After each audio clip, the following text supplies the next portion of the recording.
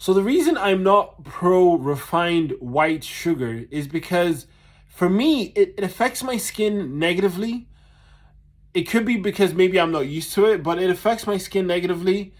Whenever I consumed lots of it in the past, there were times whenever it was fine, but then I would end up getting some complication in terms of like digestive issues or skin issue, or I would end up feeling a little bit more inflamed. But I would sort of brush that off at some point. And I remember I posted on a raw vegan fruitarian Facebook group saying, does anyone struggle whenever they consume refined white sugar? And I had comments in there saying that whenever I have refined white sugar, I am inflamed, my arthritis plays up, but whenever I am having fruits, none of that happens. So I think there's an inflammation component happening here. And I don't know if it's because maybe the gut biome is like, what the hell is this? You know, we're normally used to whole foods or foods with vitamins and minerals intact. I'm a bit confused here because even for me, whenever I soak dates and have the date water the next day, I get zero issue. I feel great on that. Whenever I have sugarcane juice, so like the actual raw sugarcane pressed, like I did in Morocco, that was great. I felt amazing. I felt fine. That was brilliant. Whenever I'm having fruit juices, I feel fine. I feel great. But if I have refined white sugar or like lots of maple syrup, I tend to then have negative issues.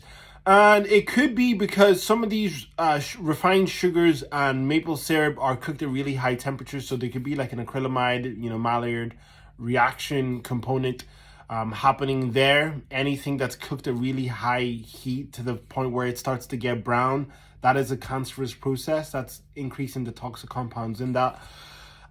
It could be that, but I have also seen over my 12 years on a plant-based lifestyle, fruit-based lifestyle, seeing, different communities and things of that nature, I have seen people who seem to be eating everything correct, but they're pounding down heaps of refined white sugar, gain a significant amount of weight. And the only thing that I can attribute that to is the refined white sugar. There's literally nothing else that I'm looking at their diet that could be resulting in this.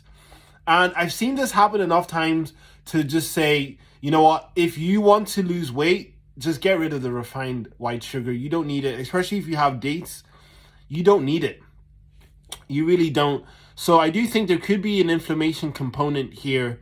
And it is understandable that people rebound, weight gain whenever they've been calorically restricting very severely. But I think that's only to a certain limit. And I'm only judging this by people who say go on a raw food lifestyle. They don't do the refined white sugar and they have had a past of like restricting.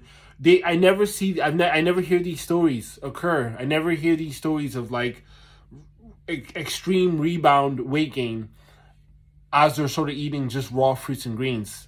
So that's my take. I don't do it. Am I gonna be like, devil if there's like a maple syrup, or if a smoothie's not sweet and someone puts like sugar in it to sweeten it? Hell no. I'm still team high carb, low fat, but this is the reason I am not pro refined sugar. I'm pro whole natural sugars, fruits, berries, melons, whole food starches, etc., juices, smoothies.